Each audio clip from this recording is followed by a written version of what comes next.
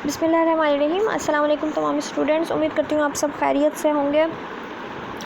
आज हम जो स्टडी करेंगे, हमने जैसे कि स्टार्ट किया हुआ था एक्सट्रावेनियस कंपाउंडिंग चैप्टर स्टार्ट किया हुआ था। चैप्टर 8 है फार्मास्यूटिक 1 का ये। इसके अंदर हम जेल, पाउडर एंड एसेसरीज़ के बारे में स्टडी करेंगे। इंडिविजुअल हम हर एक को जो है देखेंगे कि हर एक की क्या प्रॉपर्टीज़ होती हैं, उसके हिसाब से हम इसकी कुछ कंपाउंडिंग या प्रिपरेशन के मेथड्स जो है वो भी स्टडी करेंगे साथ में। लास्ट लेक्चर के अंदर जैसे कि हमने ऑइंटमेंट्स के बारे में पढ़ा था, सस्पेंशंस के बारे में पढ़ा था, या सोल्यूशन एमल्जन्स, जैसे हमने कोल्ड लिवर ऑयल एमल्जन बनाया था, या क्रीम्स जो हैं कोल्ड क्रीम्स हम जो है हमने उसकी रेसिपी देखी थी एक्स्ट्रावेनियसली, हम कैसे उसे तैयार कर सकते हैं। ये तमाम चीज़ें हमने स्टडी की थी। और आज हम जो है सीखेंगे what is gel, extemporaneous compounding of sodium alginate gel, what is powder, extemporaneous compounding of APC powder and what is pessaries. इन तमाम चीज़ों के बारे में हम स्टडी करेंगे आज। लेकिन उससे पहले मैं आपको बता दूं, दोबारा से रिमाइंड करवा दूं, एक्स्ट्रावेनियस कंपाउंडिंग क्या होती है। हमने पढ़ा था जैसे कि small scale manufacturing of medicine from basic ingredient in retail और hospital pharmacy is called extemporaneous compounding और डिस्पेंसिंग। ये कब होती है यह? This is done when there is no appropriate commercially medicine products are available for the treatment of patient. जब commercially हमें कोई ऐसी प्रोडक्ट अवेलेबल नहीं होती जो पेशेंट की ट्रीटमेंट में यूज़ कर सके, देन हम एक्स्ट्रावेनियस कंपाउंडिंग के थ्रू से तैयार कर सकते हैं, या पेशेंट डिमांड के मुताबिक हम उसे तैयार करते हैं। लेकिन हमें कुछ रूल्स एंड रेगुलेशन को फॉलो करना होता है, फिजिशियन की इंस्ट्रक्शंस को फॉलो करना होता है, फार्माकोपियाज एंड रेसिपीज़ को देखते हुए हम ये सारी चीज़ें स्टैंडर्डाइज वे में अपनी हॉस्पिटल या रिटेल फार्मेसी या डिस्पेंसरी में तैयार कर सकते हैं। ये थी एक्स्ट्रावेनियस कंपाउंडिंग। इसी में हम आगे फर्दर सब टॉपिक्स पढ़ रहे हैं, और आज हमने पढ़ना है व्हाट इज़ जेल। जेल क्या होता है? जेल एंड जेलीज़ हमारी आम ज़िंदगी में भी ये यूज़ हो रही होती हैं। जेल्स में अमूमन जब हम सुनते हैं वर्ड तो हमारे जहन में आता है हम बहुत से हेयर जेल्स इस्तेमाल करते हैं हेयर स्टाइलिंग के लिए, अपने बालों को मुख्तलिफ स्टाइल देने के लिए और उनकी स्टाइलिंग के लिए हम जेल्स इस्तेमाल करते हैं। वो भी इतनी ही जेल्स की एक टाइप है, लेकिन फार्मास्यूटिकल पॉइंट ऑफ व्यू से जिसमें एक्टिव मेडिकामेंट भी मौजूद हो, बहुत से जेल्स अवेलेबल हैं। फार्मास्यूटिकल डोजेज फॉर्म्स की सूरत के अंदर बहुत से जेल्स मार्केट के अंदर अवेलेबल हैं, जिन्हें एज अ मेडिसिन हम लोग अप्लाई कर रहे होते हैं बॉडी के ऊपर। न सिर्फ कॉस्मेटिकली पॉइंट ऑफ व्यू से इम्पॉर्टेंट है, बल्कि मेडिसिनल पॉइंट ऑफ व्यू से भी जेल्स की इम्पोर्टेंस है। जेल क्या है? अगर हम जो है प्रॉपर डेफिनेशन इसकी देखते हैं, जेल क्या है? Gels are semi solid colloidal suspensions. यहाँ पे जैसे कि हमने बहुत सी सेमी सॉलिड्स प्रिपरेशंस पढ़ी, पेस्ट हमने पढ़ा, ऑइंटमेंट हमने पढ़ी हैं, क्रीम्स हमने स्टडी की हैं, ये भी सभी सेमी सॉलिड प्रिपरेशन थी। इन्हीं में से एक है जेल, और ये भी ट्रॉपिकली ही अप्लाई होता है। जैसे कि इससे पहले वाली हमने पेस्ट, क्रीम, ऑइंटमेंट पढ़ी है, ये ट्रॉपिकली या म्यूकस मेम्ब्रेन पे अप्लाई हो रही थी। ये भी जो जेल्स हैं वो ट्रॉपिकली अप्लाई होते हैं। These are a transparent, translucent and non-aggressive preparations for external use। इनकी क्या प्रॉपर्टी है? ये ट्रांसपेरेंट मीन्स इनका जो अपीयरेंस होती है वो ट्रांसपेरेंसी देती है, क्लियरनेस देती है। अगर आप देखें तो क्लियरली जेल होते हैं, ये क्लियर हम अपीयरेंस दे रहे होते हैं। एक ट्रांसल्यूसेंट मीन जिसके अंदर से लाइट पास हो सकती हो, इस तरह की अपीयरेंस देने वाली चीज़ों का हम देते हैं। लाइक जिस तरह शीशा होता है, इस टाइप की अपीयरेंस जो चीज़ दे रही होती है, हमने ट्रांसपेरेंट, ट्रांसल्यूसेंट वर्ड से यूज़ कर रहे होते हैं उनके लिए। तो जेल में भी ये प्रॉपर्टी होती है। देन ये नॉन ग्रेसिव प्रिपरेशन है। अगर हम ऑइंटमेंट की तरफ जाते हैं तो वो ग्रेसिव प्रिपरेशन थी, क्योंकि उसके अंदर वैक्स या की प्रॉपर्टीज़ रखने वाली बेसिस इस्तेमाल हुई थी। लेकिन जेल जो है नॉन ग्रेसिव होती है, मतलब इसमें ऑयलीनेस और वैक्सीनेस इतना नहीं होता एज़ कम्पेयर टू जितना के क्रीम्स या हमने ऑइंटमेंट में पढ़ा था। तो नॉन ग्रेसिव प्रिपरेशन हुई। और फॉर एक्सटर्नल यूज़, ये भी बैरूनी इस्तेमाल के लिए बैरूनी इस्तेमाल के लिए जो है आपकी स्किन के ऊपर अप्लाई की जा सकते हैं ये जेल। तो ये एक्सटर्नली यूज़ हुआ। जेलिंग एजेंट्स में भी जेलेटिन, ट्रोगाकैन, स्टार्च और सेलुलोज, ये वो चीज़ें जिनका नाम लिया गया लाइक जेलेटिन, नाम से ही जाहिर है इसमें तो जेली लाइक कंसिस्टेंसी होगी ही, जेली लाइक प्रॉपर्टीज़ होंगी ही, जेलेटिन है इसका नाम। ट्रगाकैंथ, स्टार्च एंड सेलुलोज, ये भी हमने एक्सिपिएंट्स में भी इनका जिक्र किया था कि ये इस्तेमाल होते हैं एज आ एक्सिपिएंट्स या एडिटिव्स के तौर पर मुख्तलिफ़ किस्म की डोजेज फॉर्म की मैन्युफैक्चरिंग के दौरान में, लेकिन जेल्स में ये एज अ जेलिंग एजेंट इस्तेमाल होते हैं। ये इसको थिकनेस प्रोवाइड करते हैं, इसको जेली लाइक कंसिस्टेंसी देते हैं। देन हम इससे ये अंदाज़ा लगा सकते हैं कि जेल क्या होता है। Gel are semi solid colloidal suspension, these preparation are transparent, translucent and non greasy preparation for external use. आपको इतना समझ में आ गया। इसके अलावा हम जेल के बारे में ये कह सकते हैं, जेल ज़्यादा सेमी सॉलिड कोलाइडल, इसका मतलब होगा जेली लाइक। जेलीज़ हम सब खाते हैं, वो भी इसी तरह की कुछ प्रॉपर्टीज़ रखती हैं, फ्लेक्सिबिलिटी होती है उनके अंदर, ट्रांसलूकेंट भी होती हैं, बेशक उनमें कलर ऐड होता है लेकिन उनमें क्लियरनेस होती है।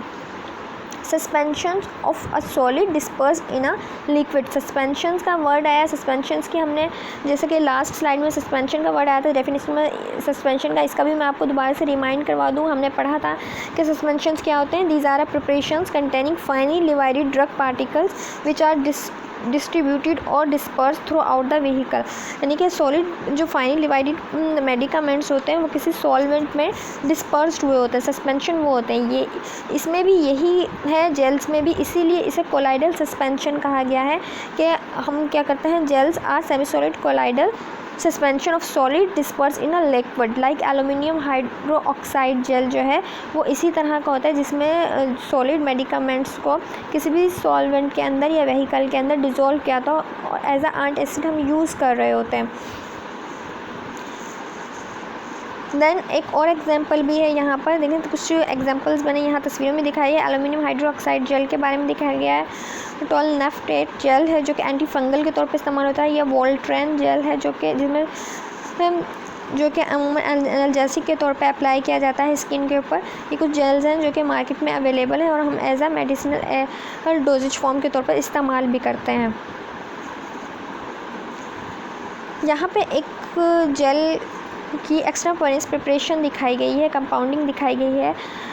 सोडियम एल्जिनेट जेल, ठीक है। सोडियम एल्जिनेट, अमूमन सोडियम एल्जिनेट जो पाउडर है वो इस्तेमाल होता है एज ए स्टेबलाइज़र के तौर पे या thickening, emulsifying, different food agents में भी इस्तेमाल हो रहा है।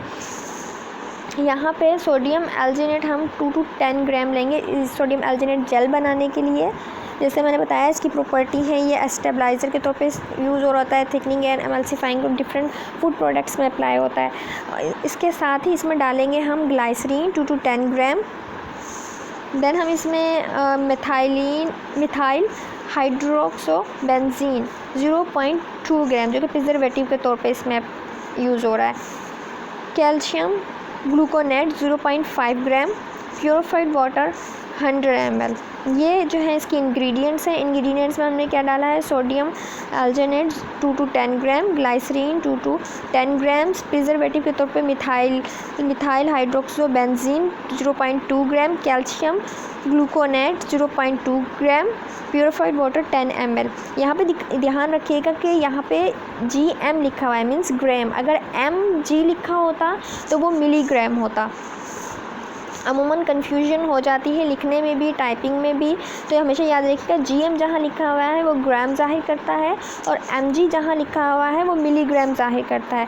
जहाँ ml लिखा हुआ है वो मिलीलीटर ज़ाहिर करता है। अगर यहाँ पे 100 ml लिखा हुआ है, आपकी बुक में 10 ml लिखा हुआ है, लेकिन जो सही वैल्यू है वो 100 ml है जो मैंने यहाँ स्लाइड में शो की है। अब अगर यहाँ पे अगर लिखा होता, सपोज़ यहाँ पे लिखा होता 100 और सिर्फ L लिखा होता तो उसका मतलब होता है 100 लीटर, लेकिन यहाँ पे लिखा है ml मीन्स 100 मिलीलीटर, ठीक है। अब हम प्रोसीजर की तरफ आते हैं, किस तरह हमने इसको बनाना है सोडियम एल्जिनेट जेल को। फर्स्ट स्टेप इसका ये है कि mix sodium alginate with glycerine in motor. सबसे पहले हम जो है सोडियम एल्जिनेट जो कि इसका बेसिक इंग्रेडिएंट है उसको हम ग्लाइसरीन के साथ मोटर के अंदर मिक्स करेंगे। मोटर एंड पेस्टल के हमने पढ़ा था ना कि क्या होती है, पोर्सिलिन की बनी होती है और मैंने क्लास में दिखाई भी थी। उसके अंदर सबसे पहले हम जो है ये डालकर मिक्स करेंगे दो इंग्रेडिएंट। फर्स्ट वाले जो 2 इंग्रेडिएंट है सोडियम एल्जिनेट एंड ग्लाइसरीन को डालकर मिक्स करेंगे। सेकेंड स्टेप में क्या करना है, हमने मिथाइल मिथाइल हाइड्रोक्सोबेंजीन जो कि एज अ प्रिजर्वेटिव हम यूज़ कर रहे हैं यहाँ पे, इसको डिज़ोल्व करें, is dissolve in about 80 ml of water.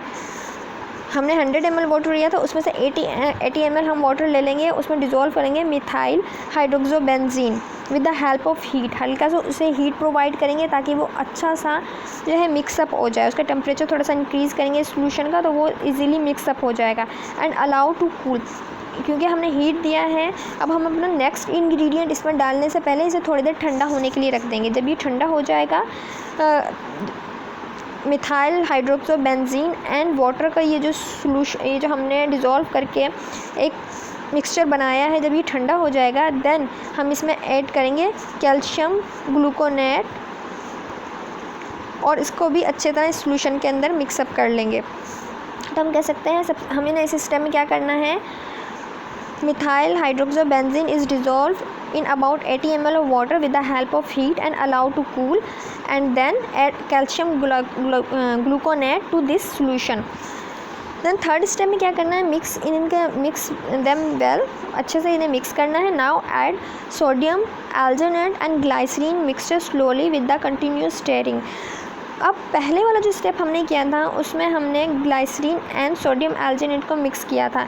इस वाले मिक्सचर को हम सेकंड वाले के साथ आहिस्ता आहिस्ता लेकिन कंटिन्यूसली स्टेयरिंग, मुसलसल मिलाते हुए आपस में इन दोनों मिक्सचर को अच्छा सा कंटिन्यूसली मिलाते हुए मिक्सअप कर देंगे until the homogeneous preparation is obtained। इतना हम इसे मिक्स करते रहेंगे जब तक तमाम चीज़ें अच्छे से मिक्सअप ना हो जाएं, यकजा ना हो जाए, होमोजीनियसली मिक्सअप ना हो जाए। और इसके बाद हमें ये प्रोडक्ट हासिल हो जाएगी और हम इसे किसी भी जार के अंदर स्टोर कर सकते हैं। देखिए फर्स्ट स्टेप के अंदर हमने क्या किया, हमने फर्स्ट स्टेप के अंदर ग्लाइसरीन एंड सोडियम एल्जिनेट को वाटर के अंदर मिक्स किया। देन हमने प्रिजर्वेटिव को डिज़ोल्व किया वाटर के अंदर। प्रिजर्वेटिव क्या था, मिथाइल हाइड्रोक्सोबेंजीन था, 0.2 ग्राम जो था, उसे हमने जो है हल्की से हीट देने के बाद उसे मिक्स किया और उसे थोड़ी देर के ठंडा होने के लिए रख दिया। जब वो ठंडा हो जाता है, कूल हो जाता है, उसके अंदर हम ऐड करते हैं कैल्शियम ग्लूकोनेट और इसको भी अच्छी तरह इस सॉल्यूशन के अंदर मिक्स करने के बाद हम जो है इन दोनों सॉल्यूशन को आपस में स्टीयर करते हुए, स्लोली आहिस्ता आहिस्ता स्टीयर करते हुए इन मिक्सचर का आपस में ऐड करते हैं, यहाँ तक कि हमें होमोजेनियस मिक्सचर प्रिपरेशन हासिल हो जाती है। और इस जेल को जब ये जेली लाइक कंसिस्टेंसी जो है इख्तियार कर लेगा, देन हम इसे एक जार के अंदर महफूज कर देंगे। पाउडर्स, नेक्स्ट टॉपिक हमारा ये पाउडर्स। व्हाट इज़ पाउडर, हमने पाउडर्स को पहले भी स्टडी किया है। पाउडर के बारे में हमने जो है पहले डेफिनेशंस जो है पाउडर के बारे में हमने प्रीवियस लेक्चर्स में जैसे स्टडी किया था। पाउडर क्या होता है, powders are solid dosage forms and are composed of homogeneous dispersion of finely divided particles of one और मोर ड्रग्स। ये हमने प्रीवियस लेक्चर में पढ़ा था। कुछ और इन्फॉर्मेशन मैं देती हूँ फार्मा के पाउडर के फार्मास्यूटिकल पॉइंट ऑफ व्यू से क्या होता है। Pharmaceutical powder is a mixture of finely divided drug and chemical in dry form in a solid dosage form meant for internal or external use and available in crystalline or amorphous form। Pharmaceutical powder क्या होता है, mixture होता है finally divided drugs का। इसके अंदर जो medicine होती है, जो ड्रग होती है, जो एक्टिव फार्मास्यूटिकल इंग्रेडिएंट है, वो इंतहाई फाइनली डिवाइड होती है, बहुत बारीक बारीक जो है पार्टिकल्स में डिवाइड हुई होती है ड्रग, उसको हम पाउडर कहते हैं। पाउडर सब ने देखे हुए हैं, जैसे हम टेल्कम पाउडर्स यूज़ करते हैं या हम जो है मुख्तलिफ किस्म के साशेज़ आते हैं जिन्हें हम पानी में घोल कर पीते हैं, वो भी पाउडर फॉर्म में होती है। तो पाउडर की अपीयरेंस के बारे में, मार्फोलॉजी के बारे में हर कोई जानता है कि किस तरह होते हैं। कुछ क्रिस्टल्स फॉर्म में होते हैं, कुछ बिल्कुल ही फाइन जो है इस तरह होते हैं कि उनमें क्रिस्टलाइन अपीयरेंस नहीं आ रही होती। तो हम ये कह सकते हैं ये सॉलिड डोजेज फॉर्म है, जबकि हमने जेल जो पढ़ा था वो सेमी सॉलिड डोजेज फॉर्म में आ रहा था, लेकिन पाउडर जो है सॉलिड डोजेज फॉर्म में आता है और इसके अंदर फाइनली डिवाइडेड ड्रग के पाउडर्स मौजूद होते हैं। हम इसे इंटरनली भी अप्लाई करते हैं, एक्सटर्नली भी अप्लाई कर सकते हैं। ओरल पाउडर जो है वो इंटरनली यूज़ होते हैं, जबकि डस्टिंग पाउडर एक्सटर्नली यूज़ होते हैं, ये भी हमने पढ़ा था। देन हम इन्हें मुख्तलिफ़ किस्म की मेडिसिनल डोजेज फॉर्म के तौर पे इस्तेमाल कर रहे होते हैं। फार्मास्यूटिकल इंडस्ट्री में बहुत सी ऐसी जो हैं फार्मास्यूटिकल प्रोडक्ट्स अवेलेबल है मार्केट के अंदर जो पाउडर फॉर्म के अंदर आती हैं। यहाँ पे देखिए पाउडर के बारे में कुछ और इन्फॉर्मेशन दी गई है। There are 2 kinds of powder जो है यहाँ पे दिए गए, जो इंटरनली यूज़ है। बल्क पाउडर है और multiple dose preparation consisting of solid loose dry particles of varying degree of fineness.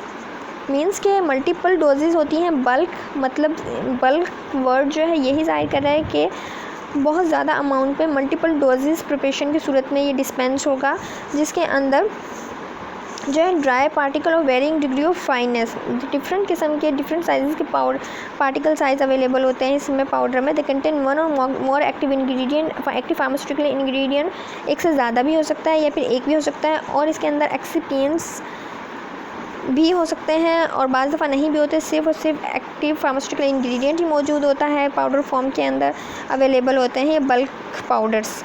Divided powders में क्या होता है, जैसे नाम से ही डिवाइड मीन्स तकसीम हुआ या फिर जो है सिंगल डोज की सूरत के अंदर ये जो है डिस्पेंस्ड किया जाता है। Divided powder are single dose presentation of powder, for example a small जैसा हम डिफरेंट साशेज़ यूज़ करते हैं उसके अंदर भी सिंगल डोज होता है। आप एक साशे जो है लेते हैं और उसे पानी के अंदर घोलते हैं और इस्तेमाल कर लेते हैं, वो सिंगल डोज प्रिपरेशन होती है। मतलब प्रेजेंटेशन भी यहाँ पे मीन्स आप जब दे रहे हैं उसे डिस्पेंस कर रहे हैं तो वो सिंगल डोज की सूरत में आप डिस्पेंस कर रहे होते हैं, ये प्रेजेंट कर रहे होते हैं उसे। That are intended to be issued to the patient as such to take और इन विद वाटर। हम उसे किस तरह डिस्पेंस करते हैं, हम उसे बता देते हैं कि ये सिंगल डोज है, इस साशे को आपने लेना है, पानी में डिज़ोल्व करना है और इस्तेमाल कर लेना है। देन इसको कहेंगे divided powder, means single dose में इस्तेमाल। अगर बल्क पाउडर उसमें मल्टीपल डोज होंगी, ठीक है। फिर इसके अलावा हम लोगों ने जैसे मैंने बताया कि हमने पढ़े थे oral powders for external use and dusting powder for internal use. हमने उसकी प्रिपरेशन में भी जो है स्टडी कर ली थी। प्रिपरेशन में हमने जिस तरह कहा था स्पेचुलेशन होती है, टाइचुरेशन होती है, शिफ्टिंग होती है, थम्बलिंग, इस तरह की चीज़ें हमने टर्म्स स्टडी की थी अपने प्रीवियस लेक्चर के अंदर। यहाँ पे हम जो बनाना जो हमने देखना है एक्स्ट्रा पोरेंस कंपाउंडिंग के अंदर, वो क्या चीज़ हमने बनानी सीखनी है, APC पाउडर बनाना सीखना है। APC जो नाम है वो दर हकीकत शॉर्ट फॉर्म है एस्पिरिन, फेनेसिथीन एंड कैफीन का, ठीक है। अमूमन ये जो है इंग्रेडिएंट्स की अमाउंट जो हम लेते हैं वो है एस्पिरिन हम लेंगे 5 ग्राम, यहाँ पे ग्राम वर्ड है, ग्राम नहीं है, ये ग्राम है। फेनेसिथीन जो है हम 3 ग्राम लेंगे एंड कैफीन 2 ग्राम, ठीक है। ये तमाम चीज़ें हम लेंगे, इनका वेट करेंगे, वेट करने के बाद mixed all the powder completely, और तमाम जो पाउडर है उन्हें अच्छे से मिक्सअप कर देंगे and dispensed as single dose for pain, fever and flu. Pain, fever and flu के लिए हम इसे सिंगल डोज डिस्पेंस्ड करेंगे। सिंगल डोज है तो ये इंडिविजुअल पाउडर्स की फॉर्म होगी, मतलब इंडिविजुअल पाउडर की एक एग्जांपल होगी ये, क्योंकि इसमें हम जो है डिस्पेंस किस लिए कर रहे हैं, पेन, फीवर एंड फ्लू के लिए, और सिंगल डोज के तौर पे हम इसे डिस्पेंस कर रहे हैं। अच्छा, लास्ट लेक्चर जो हुआ था प्रीवियस लेक्चर, उसके अंदर भी ग्रेन्स का जिक्र आया था जब हमने प्रिपेयर्ड की थी, हमने प्रिपरेशन कर रहे थे हम लोग ग्रेन की आउंस का पेस्ट के अंदर आया था, और ग्रेन जब हम जिंक ऑक्साइड हमने ऑइंटमेंट बनाई थी तो वहाँ पे भी ग्रेन का जिक्र आया था। तो मीन्स ग्रेन कहीं ग्रेन्स यूज़ हो रहा है और कहीं पे ग्राम एंड कहीं पे मिलीग्राम्स, तो इन चीज़ों का आप जो है ध्यान रखिएगा। देन मैंने ये बताया था कि 1 ग्राम जो होता है वो 65 मिलीग्राम के बराबर होता है, ये अप्रोक्सीमेशन थी। 65 मिलीग्राम ये अप्रोक्सीमेशन थी, अमूमन जो है होता 64.8 मिलीग्राम है। 1 ग्राम इक्वल टू 64.8 मिलीग्राम, लेकिन अप्रोक्सीमेशन जब हम लेते हैं तो हम 65 मिलीग्राम बोलते हैं उसे, ठीक है। तो अगर हम बुक्स को फॉलो करते हैं, लाइक अशोक गुप्ता को फॉलो कर रहे हैं, फार्मास्यूटिक्स की बुक है, तो उसमें दोनों वैल्यूज़ लिखी होती हैं, 1 gram is equal to 64.8 milligram, and उसी के साथ ये भी लिखा होता है कि अप्रोक्सीमेशन 65 मिलीग्राम हम इसे ले सकते हैं। तो यूनिट्स का ये है, ये कन्वर्जन मैं आपको नेक्स्ट चैप्टर के अंदर सिखाऊंगी कि किस तरह ये कन्वर्ट होता है। इसी तरह जो है 15.4 ग्राम 1 ग्राम के इक्वल होता है। तो ये कन्वर्जन होता है एक जो सिस्टम से दूसरे सिस्टम में कन्वर्ट किया जा सकता है, लेकिन यहाँ पर रेसिपी जो है ग्राम शो करिए, 5 ग्राम, 3 ग्राम एंड 2 ग्राम, मिक्सअप कर लेना है तमाम पाउडर्स को, और मिक्सअप करने के बाद हमारे पास सिंगल डोज जो है डोजेज फॉर्म बनेगी। सिंगल डोज हमारे पास यानी कि इंडिविजुअल पाउडर आएगा जो कि पेन, फीवर एंड फ्लू में इस्तेमाल होता है। इसके अलावा डस्टिंग पाउडर जैसे मैंने बताया कि एक्सटर्नली अप्लाई होता है, इसमें भी वेरी फाइन पाउडर्ड होते हैं। Many drugs in powder from disperse in extemporaneously जो है ये भी प्रिपेयर किया जा सकता है। इसके भी यहाँ तक ये था पाउडर। यहाँ तस्वीर में भी दिखाया गया है पाउडर की अपीयरेंस कैसी होती है। यहाँ पे विक्स एपीसी पाउडर जो कि मार्केट में अवेलेबल है, अमूमन कमर्शियली अवेलेबल होता है, उसकी मैंने तस्वीर लगाई है साथ में। इसके अलावा बहुत सारे पाउडर ऐसे हैं जो कि इजीली अवेलेबल होते हैं मार्केट के अंदर।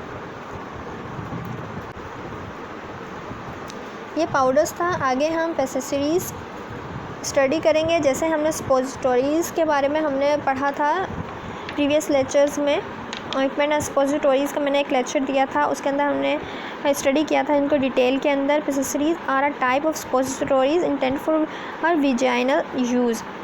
ये विजाइनल यूज़ के लिए इस्तेमाल होती है अमूमन, और सपोजिटोरीज़ ही की तरह की एक टाइप है। इसका जो साइज़ होता है the large size mould are usually used in preparation of pessaries such as 4 gram to 8 gram moulds.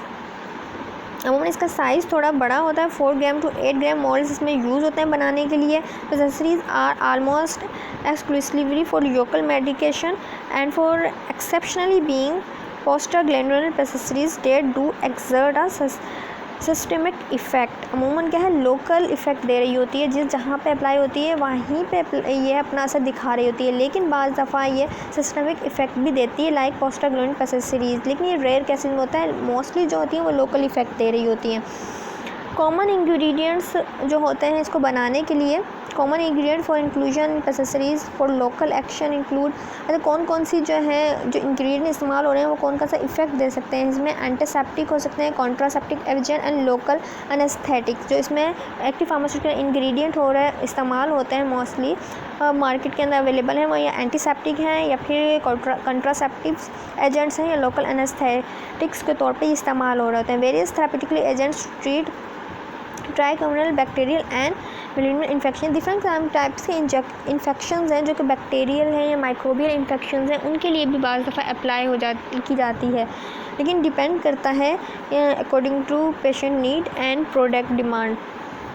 Different types हैं इसकी according to manufacturing, different types हैं लाइक मोल्डेड एसेसरीज भी हैं एंड कंप्रेस्ड एसेसरीज भी हैं।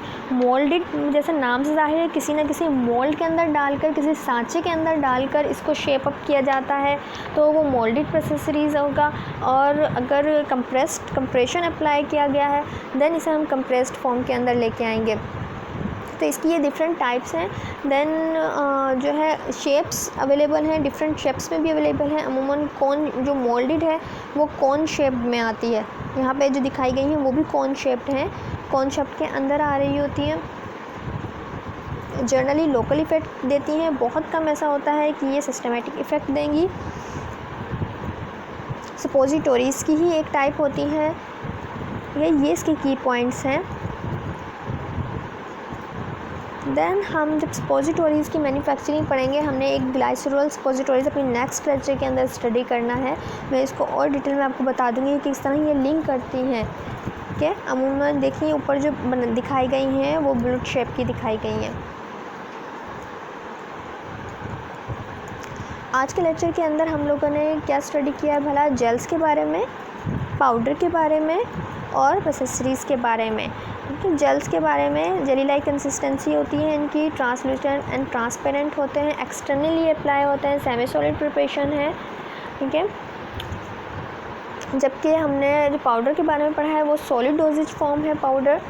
इसमें बल्क पाउडर्स भी आते हैं, इंडिविजुअल पाउडर भी आते हैं। बल्क पाउडर में मल्टी डोज होती हैं, जबकि जो हम सिंगल डोज यूज़ कर रहे होते हैं, जैसे हमने एग्जांपल भी दी है एपीसी पाउडर। ठीक है, एपीसी पाउडर हमने बनाना सीखा, जिसमें एस्पिरिन हमने बेसिक इंग्रेडिएंट के तौर पे इस्तेमाल किया है और यूज़ होता है पेन, फीवर एंड फ्लू के अंदर। फिर हमने एसेसरीज़ के बारे में पढ़ा, सपोजिटोरीज़ की ही एक टाइप है जो कि मुख्तलिफ तरीके से बनाई जा सकती है, मोल्डेड से भी एंड कंप्रेस्ड से भी। ये आज का लेक्चर था, उम्मीद करती हूँ आपको समझ में आ गया होगा। कल हम इसी से लिंक करेंगे चीज़ों को और जो है नेक्स्ट कुछ डोजेज फॉर्म के बारे में स्टडी करेंगे, लेकिन पहले मैं इन्हीं को डिटेल के अंदर लेके जाऊँगी, देन हम नेक्स्ट डोजेज फॉर्म की तरफ आ जाएंगे। क्योंकि यहाँ पे मैंने बहुत सी चीज़ों की डिटेल इसलिए बहुत ज़्यादा नहीं दी है, क्योंकि हम लोग जब फिज़िकली क्लासेस हमारी चल रही थी तो बहुत सारी जो टर्म्स हैं और चीज़ें हम लोगों ने उस वक्त स्टडी कर ली थी। तो अब इसको सिर्फ़ और सिर्फ दोबारा से आपको रिमाइंड करवाया है, डिटेल आपकी प्रीवियस लेक्चर्स में मौजूद होगी। आप वहाँ से देखकर इसको रीड कर सकते हैं, अपनी बुकलेट की मदद से इसको रीड कर सकते हैं, देन आप इसे कॉपी पर राइट डाउन कर सकते हैं। उम्मीद करती हूँ आपको लेक्चर समझ में आया होगा। अपना वक्त देने का शुक्रिया। अल्लाह हाफिज़।